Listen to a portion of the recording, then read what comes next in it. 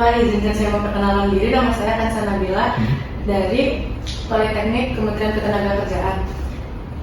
Saya Prodi Manajemen Sumber Daya Manusia, Diploma 3. Maksud dan tujuan saya ingin mewawancarai Bapak di sini adalah karena untuk tugas praktikum ujian akhir semester saya, di mana Bapak memahami konteks tantangan yang dihadapi dan area spesifik di mana soft skill diperlukan dalam negosiasi. Di sini saya akan menanyakan nama Bapak terlebih dahulu ya Pak. Nama saya Fandi Ahmad. Ya. Jabatan resmi Bapak saat ini di perusahaan? HR Manager. Sudah berapa lama Bapak menjabat sebagai manajer HR di perusahaan? 2,5 tahun di sini. Latar belakang pendidikan Bapak, apakah Bapak sebelumnya memiliki gelar atau bidang khusus di sumber daya manusia? Saya sarjana hukum sih. Sebelum Bapak menjabat sebagai manajer HR, posisi apa pernah Bapak pegang dan berapa lama Bapak bekerja di posisi tersebut Pak? Saya dari staff HR, kemudian section head atau assistant manager, sampai menjadi manajer sekitar 10 tahun berarti. Bapak, tugas utama yang Bapak lakukan sebagai manajer HR? Ya. Hubungan karyawanan ya, segala macam hubungan karyawanan, mulai dari mengimplementasikan kebijakan perusahaan ke karyawan, juga menjalankan hubungan perusahaan dengan karyawan. Kalaupun ada sumbang saran ataupun pendapat atau feedback dari karyawan, itu resiko dengan saya. Juga saat itu saya juga menangani hubungan dengan rekan kerja. Ini mulai masuk ke negosiasi Pak. Yang pertama, saya ingin tanyakan, jadi bagaimana Bapak berkomunikasi efektif untuk mendukung proses negosiasi? Yang pasti komunikasi ini pasti dulu kan. Kita harus paham apa mau kita harus mendengarkan apa yang counterpart kita sampaikan, supaya kita bisa mengerti pesan yang dia mau, dan kita pun dalam kita menyampaikan pesan kita harus minta feedback dari dia supaya kita tahu dia itu benar ngerti apa enggak nih apa yang kita sampaikan. Kalau semuanya sudah sama persepsinya,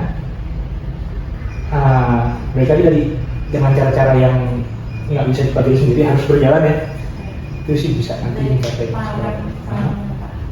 Dari pengalaman saya belum pernah gagal sih Mbak. Gimana Pak tipsnya? Ya, yang pertama itu tadi saya harus paham betul apa yang saya punya, apa yang saya mau, dan mendengarkan apa yang dia mau sampaikan, membuat dia percaya apa yang kita bicarakan. Berarti Bapak HR baik. Iya, kira-kira begitu. Lanjutkan Pak. Iya. Dalam situasi apa Bapak merasa perlu beradaptasi dengan cepat? Bagaimana soft skill membantu Bapak dalam situasi tersebut? Saya masuk di perusahaan ini waktu awal pandemi. Di situ challenge-nya adalah saya baru masuk, ada pandemi, perusahaan slowing down produksinya. Harusnya saya kalau kondisi normal saya harusnya ketemu banyak orang, tapi nggak bisa nih lockdown. Gimana cara adaptasinya? Di situ saya cari cara untuk bisa beradaptasi dengan cepat di lingkungan baru, yang mana lingkungannya nggak normal karena ada pandemi. Jadi bagaimana cara kita, kalau untuk dalam hal ini beradaptasi di tempat baru, lingkungan baru, bagaimana cara kita untuk bisa mengenal dan mengenal orang lain. Dulu kita lockdown tapi jadi meeting online misalkan, ya di situ saya mempergunakan sekali lagi opportunity untuk mengenal orang lain melalui media online. Kalau ada meeting online, ya saya harus saat di sana dan saya harus mendengarkan apa yang memancing orang lain bicara ke saya supaya terjalin relation di situ yang baru. Karena sekarang baru di sini. Iya. Berarti kita harus bisa beradaptasi Harus. dengan cepat ya Pak? Harus. Karena istilahnya survival the fittest. The fittest itu bukan yang paling kuat, tapi yang paling bisa menyelesaikan diri. survival the fittest, siapa yang bisa menyelesaikan diri dia bisa selamat. Kalau nggak bisa adaptasi, orang akan sih Baik Pak. Lanjut ya Pak. Ya. Bagaimana Bapak menilai efektivitas negosiasi yang telah dilakukan?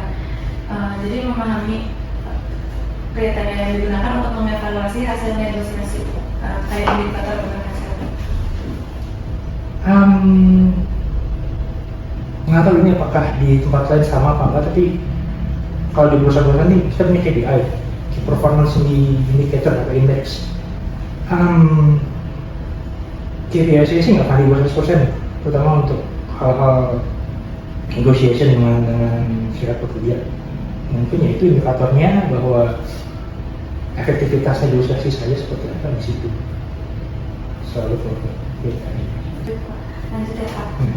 Apa pendekatan Bapak dalam membangun hubungan kerja yang baik dengan karyawan dan pemangku kepentingan lainnya melalui negosiasi? Yang pertama, komunikasi itu kita harus ada rasa percaya, terutama orang lain percaya sama kita. Kalau ada trust itu adalah tool yang paling utama sebenarnya untuk mencapai target. Kalau ada trust, negosiasi lebih mudah. Itu sih cara yang paling utama itu dulu. Kalau kita baru kenal, gimana caranya kita bisa bikin orang ini percaya sama kita? Tips and tricksnya sih harus praktek langsung, karena susah baca situasinya kalau kita belum praktek di situ. Lanjut ya Pak. Ya. Bagaimana Bapak menangani situasi di mana pihak lain tidak sepakat dalam tawaran Bapak? Ini sebenarnya berarti kalau yang kita tawarkan nggak bisa dibilang 100% oleh tawaran gitu. Ya. Jadi kan tadi di awal saya harus tahu saya maunya apa, kerja saya apa. Nah di situ ada batas toleransi di mana kita bisa kompromi. Jadi kalau itu target saya bisa full sepenuhnya, ini 100%, tapi mungkin 120%. Kalau ada poin-poin yang nggak disetujui, batas minimumnya ada 100%. Hitungnya sih begitu ya kira-kira.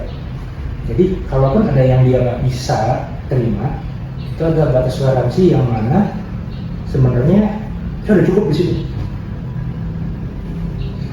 Jadi gimana cara bikinnya? Balik lagi dia harus trust dulu sama saya kan kita. Dan ya percaya bahwa yang saya tawarkan adalah yang baik sebenarnya. Karena kalau di HR ngomong negosiasi berarti biasanya sama partnernya adalah serikat kerja, bukan sama pihak luar sih, pihak lain. Kalau misalnya pihak lain, negosiasi bisnis biasanya kalau di HR bisa di purchasing atau di sales. Masih paling banyak. Lanjut ya Pak. Apa peran empati dalam proses negosiasi menurut Bapak dan bagaimana Bapak menerapkannya dalam pekerjaan sehari-hari? Empati itu kan berarti kita memahami apa yang dirasakan oleh manusia kita ya.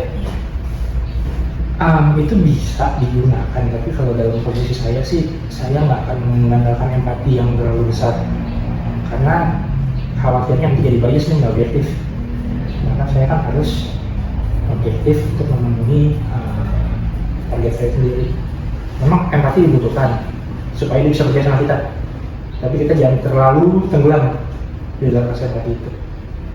Berarti kalau untuk orang yang people pleaser gimana? People pleaser, yang yes man gitu. Iya. Berarti nggak bisa jadi leader dong Pak? Karena Susah sih gitu. karena dia mengutamakan orang lain ya Pak. Ya. Jadi yang perlu saya gimana?